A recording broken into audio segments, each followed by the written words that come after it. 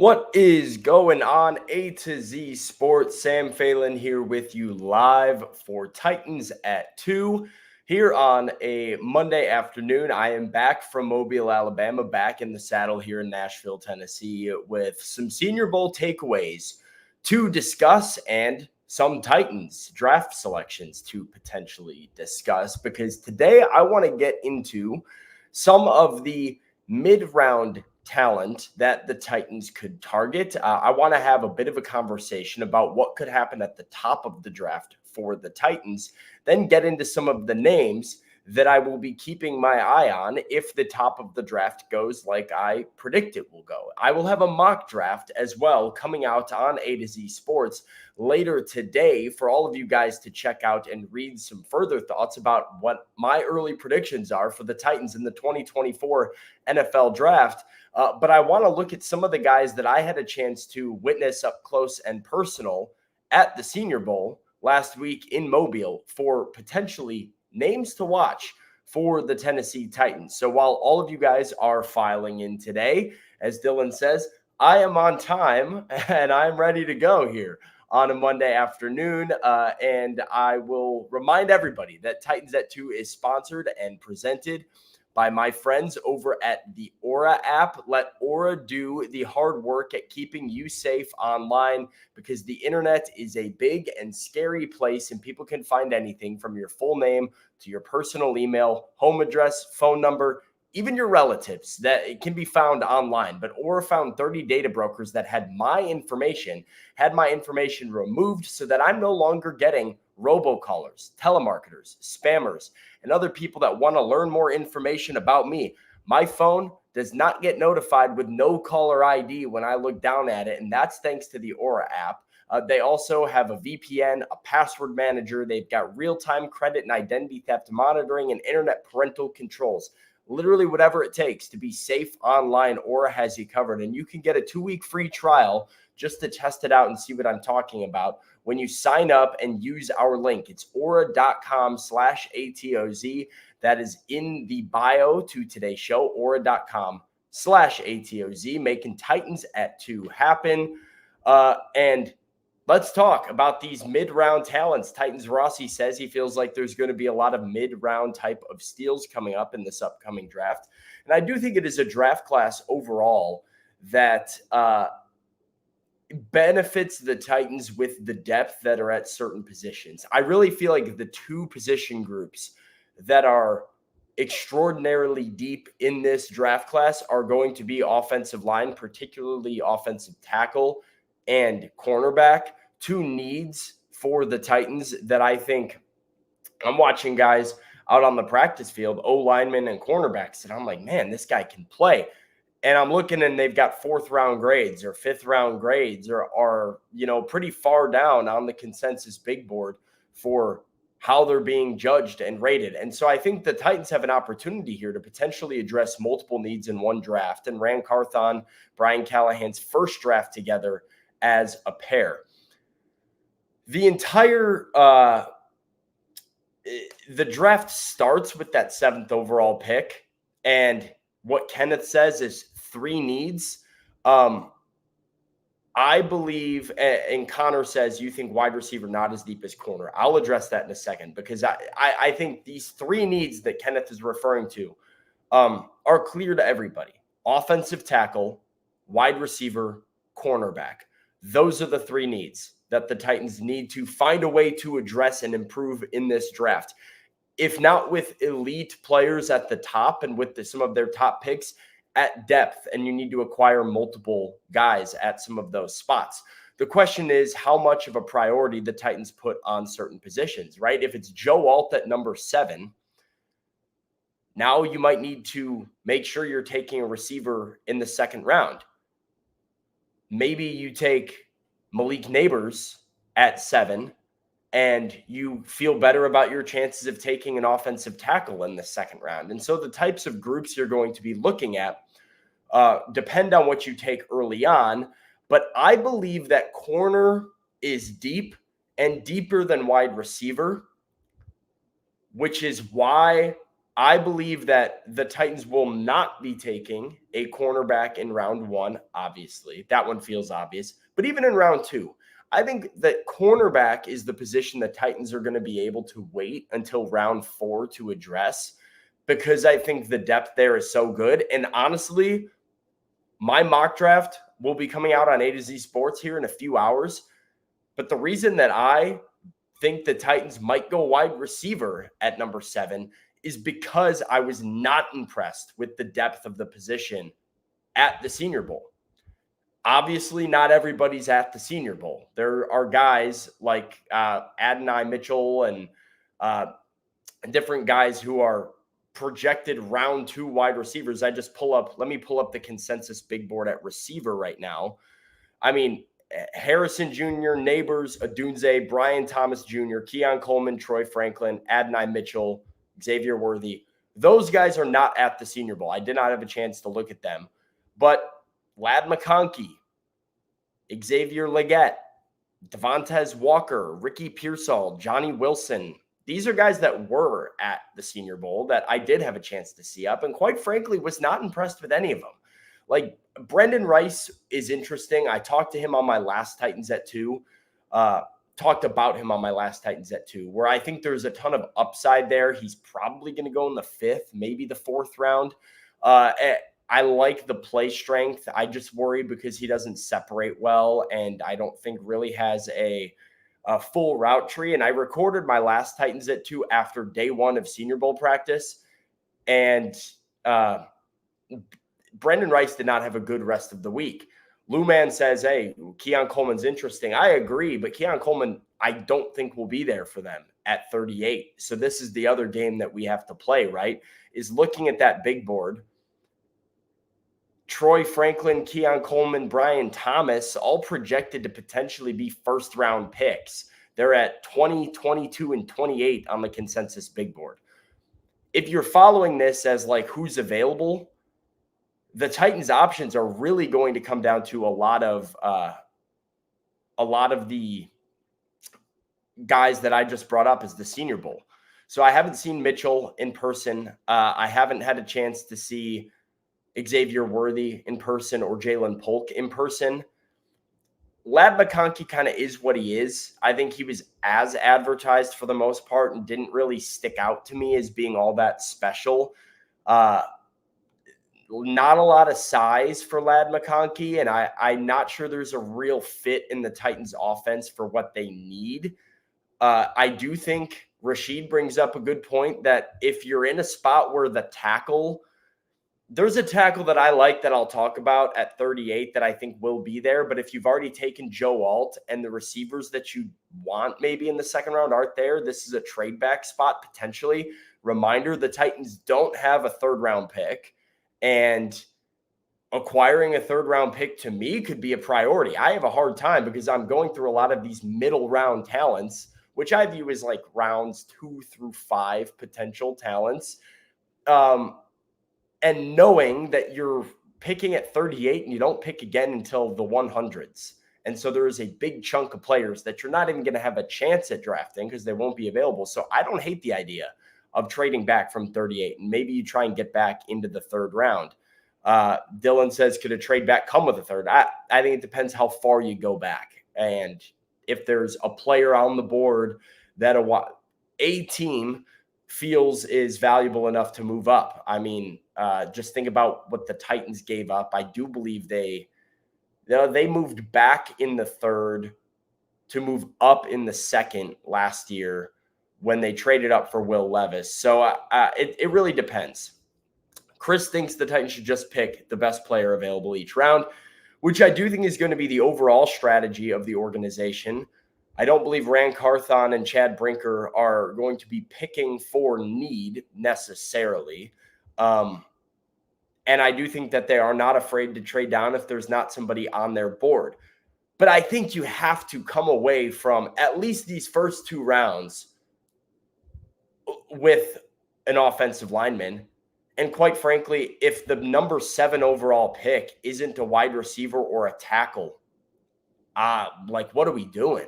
I think Titans fans across the board would agree with that. Like, if this isn't a tackle or a wide receiver at 7, I'm going to have a lot of questions about the vision of like what we're building here, because those are huge, huge needs that you are in a very unique and very fortunate position to be picking at 7 overall when there are 3 quarterbacks likely to go, 1, 2, and 3, when there is a slam dunk receiver in Marvin Harrison Jr., who's probably going to go number 4.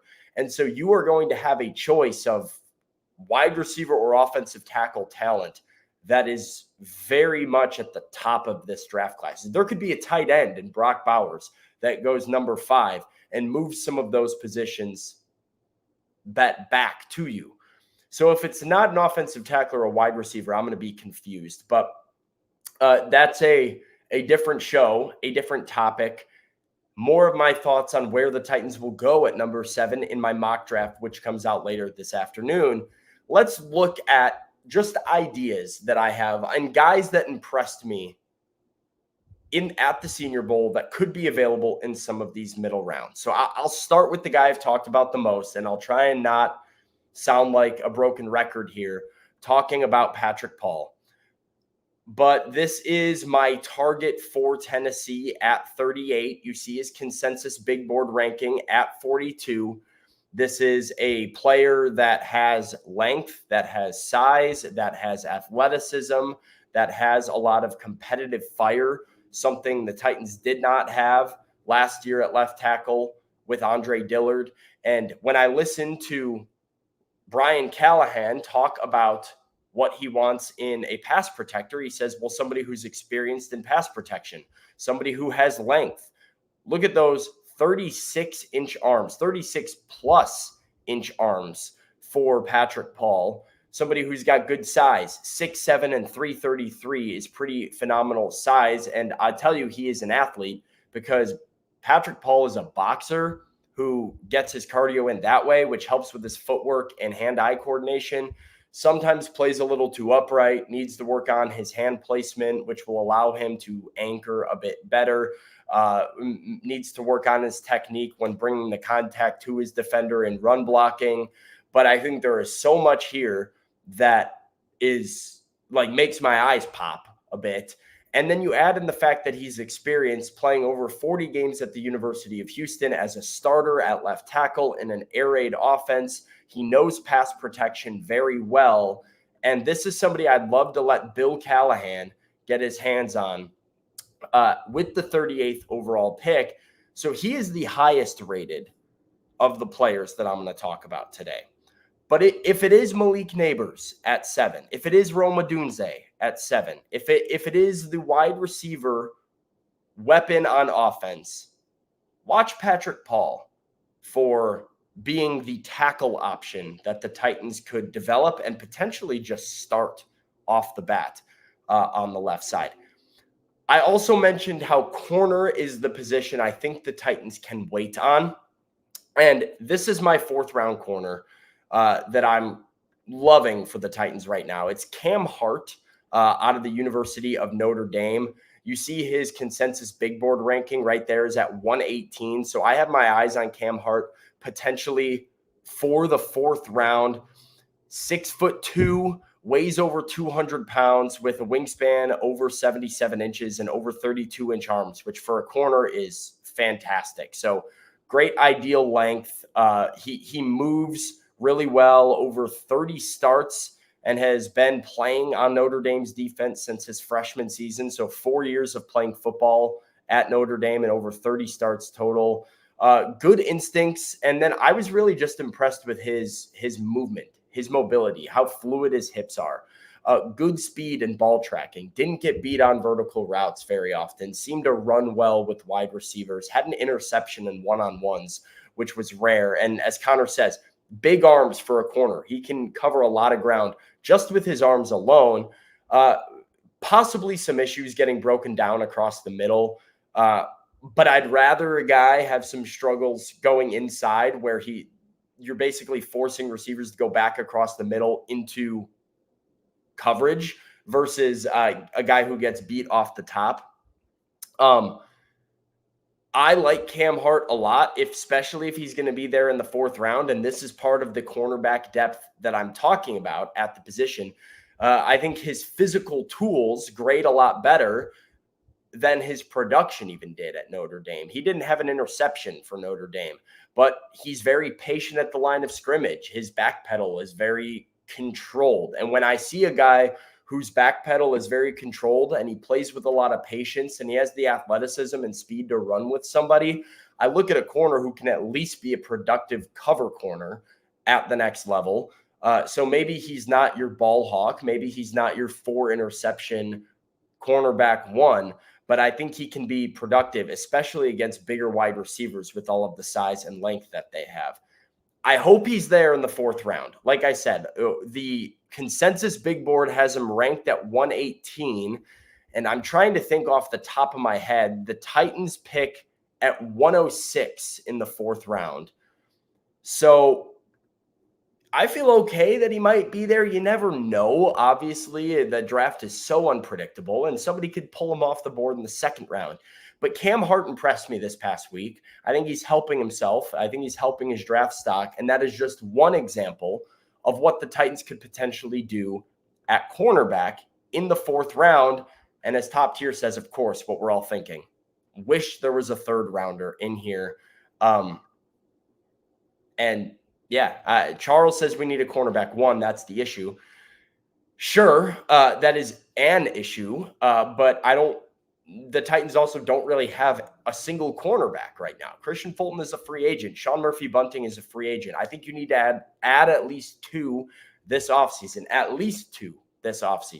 So Cam Hart in the 4th round, if he's a starting corner for you, maybe you're paying one in free agency to come in and be that other guy. It's difficult to get a top tier corner in this league without using a 1st or a 2nd round pick on one. I just don't know if the Titans are in a position where they can afford to use their pick on a corner right now when it's 7th overall and there's not a slam dunk Sauce Gardner type of corner in this draft. And I think a lot of the top talent might be like, you might be reaching at 39. You're not going to get a Quinyon Mitchell or a Kool-Aid McKinstry at 39.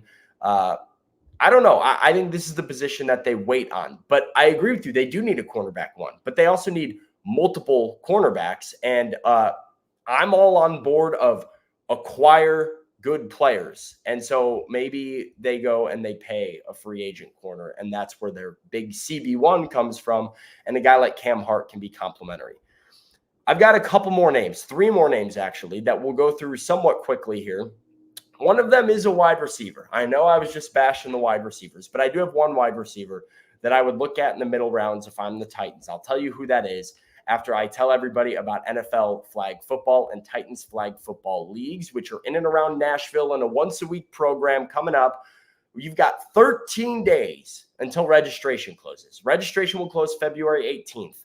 The season will start in March, and it will go through May. It is boys and girls, pre-K through 5th grade. So if you have a child between pre-K and 5th grade, sign them up. Let's get them active this spring in and around Nashville. It's a once-a-week program on Sundays, a total of 2 hours a Sunday.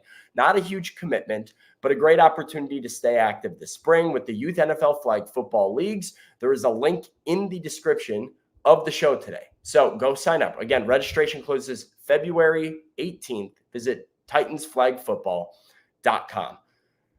All right, let's get to this. The receiver, Jimmy says Rice. I talked about Brandon Rice. He's actually not the receiver I'm going to talk about today. There is another one.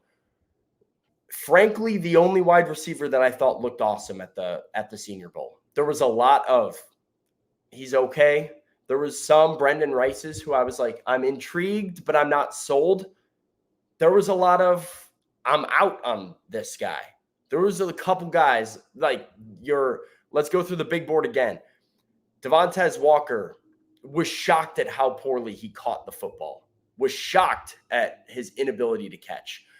Johnny Wilson, remarkably slow in person, did not have everybody loves his size. I didn't like what I saw from him running routes. He barely ever created separation. Ricky Pearsall, I thought got bodied quite a few times in his one-on-one reps with corners that were smaller than him. I don't know if he has the play strength that I'm looking for in some of these guys. And I mentioned Brendan Rice. Can he run a complete route tree? Xavier Legette got hurt in practice. I think he's got some Traylon Burks to him. People love to point to A.J. Brown. I don't think he has the speed or the explosiveness of A.J. Brown. So I think you might end up with just a bigger receiver that you struggle to fit into a role. If Rice is there in the 5th round, as Hill says, like, yeah, thumbs up. I'm in on that. I think that's worth a shot. Max says, what about the slot wide receiver from Michigan? That's where I'm going. Roman Wilson was great this past week. He was great. He was the only wide receiver that I came away feeling like my head was turned by Roman Wilson. You see the measurables there, 5'10", 186 pounds, not the longest arms with 30-inch arms. And so, I mean, still relatively long arms for a receiver of his size, but, you know, it's not quite the length of some of the corners he'd be going against. But I think he's going to run a 4.3 at the combine. And he's got some – the measurables came in slower than, or I would say lighter and smaller than I think I was expecting. He was listed at 6 feet at Michigan and 193 pounds. And as you see here, he came in at 186 and 5'10. But the ability to separate was just next level. I mean, the guy stops and starts on a dime. He's very sudden, very quick. I thought he separated in all kinds of routes, on go routes, across the middle, short routes. I think he played a bit bigger than his measurements are. I think he played a bit longer and showed some good play strength than you would just get from looking at his size and arm length. So Roman Wilson is somebody who I am in on because I think he can get open. The big negative for him is there's really 2 concerns on most scouting reports. It's, hey, can he run block? Which is like a probably not. He's not an experienced run blocker. I don't really care about that, especially a guy who we're going to use in the slot more. Like if you're looking at him as a slot receiver, I don't care about his run blocking. Kyle Phillips doesn't run block. And so, sure, it makes him not valuable at times. But if you have Roman Wilson who can get open all the time, he'll be out on the field and you can find a way to hide him a little bit. And then there were questions about his hands, a lot of double catches on his tape, and a lot of times where he didn't just secure the ball or high point the ball.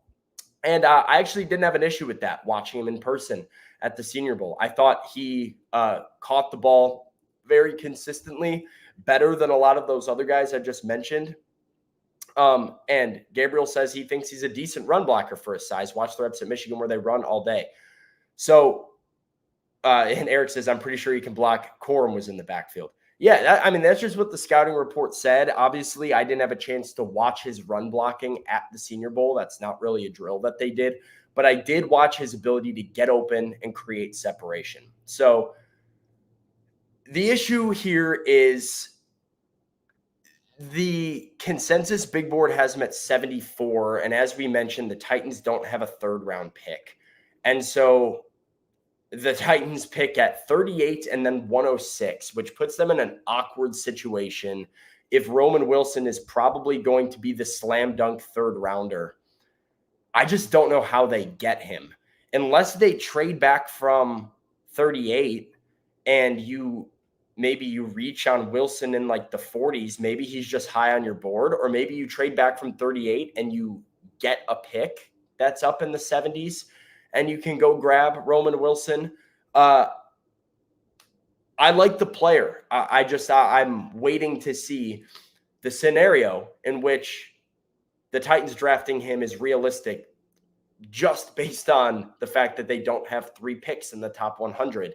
Patrick says, I'll give it to you, Sam. He did look good one-on-one. I'm still intrigued with Corley and McCaffrey in the 4th and 5th round.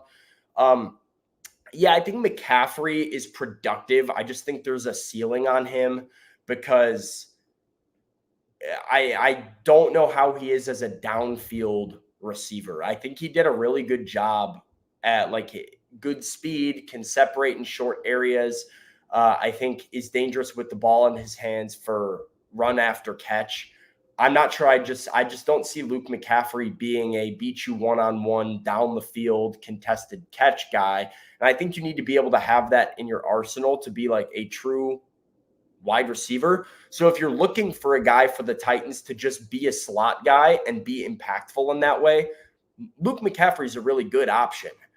You might have Luke McCaffrey at home in Kyle Phillips, even if Kyle Phillips is a worse version of Luke McCaffrey.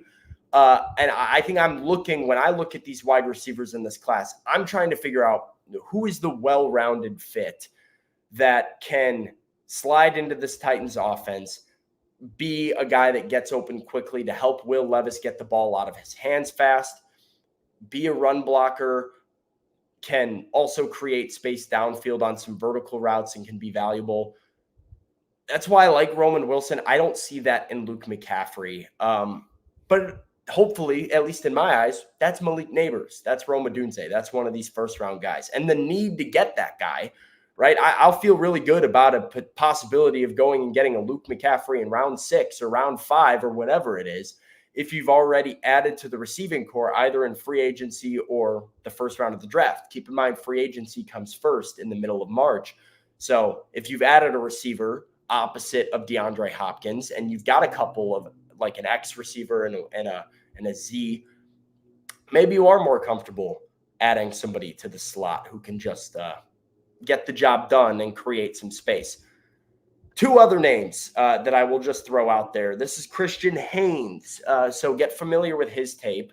Big board ranking of 87. He's in the same spot, I guess, as Roman Wilson, where he's probably a third-round value. But really, really impressive athlete is Christian Haynes. He's a right guard. So this is not a tackle. And the Titans do have options at guard already with Daniel Brunskill and Peter Skoronski. But Daniel Brunskill only has one more year left on his deal, and it might be nice to have a long-term solution at guard coming down the pipeline. And Haynes is somebody that has all of the physical traits, 318 pounds, and runs really well for a 318-pound guard. Doesn't give up much size at that weight at right guard. Good athlete, great in the run game, probably limited in pass protection, but I think his athleticism off the ball at guard could be a good play for the Titans. I thought he was really, really physical, even though he was out of, yes, UConn, as Kenneth points out. Interesting, a guy that I'm keeping my eye on. If he falls a little bit, I like Christian Haynes. He stood out to me more than a few times during this draft. Max wants to know if Brunskill can play center. The answer is yes. He has played center before. He's played all 5 offensive line positions before. It's not natural for him, though. I don't think Daniel Brunskill will be the Titans center this year. I could see them taking a Haynes and they sign a center. I think it's more likely they sign a center in free agency than they draft a center in these middle rounds. So if you sign a veteran center, Brunskill is your right guard, Skoronski is your left guard. If Haynes were to somehow fall to you in round 4, like now you've got a 4th-round guard that you love for the future that doesn't need to necessarily be a plug-and-play guy right away. He can sit and learn a little bit, and if he develops, maybe he's your starter by the end of the year, and you have a veteran like Daniel Brunskill then available off the bench. I like that. I like that option a lot. Another guy here was not able to find his Senior Bowl measurables, but this is the last name that I'll bring up this evening, and this is Austin Booker. Defensive lineman. ESPN lists him at 6'6", 245. Not sure what his actual weigh-in would be because he did not do it at the Senior Bowl. Out of Kansas, and somebody who I had to take note of because he forced my hand, because I kept looking up at Team Period and going, man, the Jayhawk helmet is at the quarterback yet again. He wins off the edge at a freaky high rate. He is such an athlete. He is so fast. He is very lean, very tall, with a ton of speed off the edge. interesting because he really has only played 1 year of college football at Kansas. He was a transfer from Minnesota, played 1 year at Kansas, was awesome for Kansas, was a key member of their defense this past year, and then declares for the draft. And he probably could have had higher draft stock had he stayed another year at Kansas. He comes out. The question is, can he be good against the run game? Right now, a lot of teams view him as a player who is a third down only type of pass rusher, like a Trevis Gibson. Titans fans will know, Bears fans will know as well. Talented athlete, can get after the quarterback, but only valuable on third down. But if Austin Booker's there in round 5 at pick, let's see what it will be, 144 for the Titans, I'm going to keep an eye on him there because I think adding talent to this defensive line, adding speed to this defensive line is something that I can get on board with. So just another name to keep in mind. If the Titans do go defense, Austin Booker was somebody that impressed me at the Senior Bowl. That's my time here today. Big thanks to Titans Flag Football. Big thanks to the Aura app for sponsoring today's show. I'm pumped to talk Senior Bowl stuff, and I'm pumped to talk draft stuff. It is a great time of the year on the NFL calendar where so much is possible and so much could still happen for the Titans in the draft. So make sure you leave a thumbs up and a like on the show before you go. I will be back later this week to, I don't know, we'll see what we're talking about. We'll see what the news cycle provides. Maybe we'll have more coaching hires to break down for your Tennessee Titans as it is Super Bowl week. So happy Super Bowl week. Go enjoy it. I will see y'all later in the week. Till next time, tighten up. We will see you later. Peace out.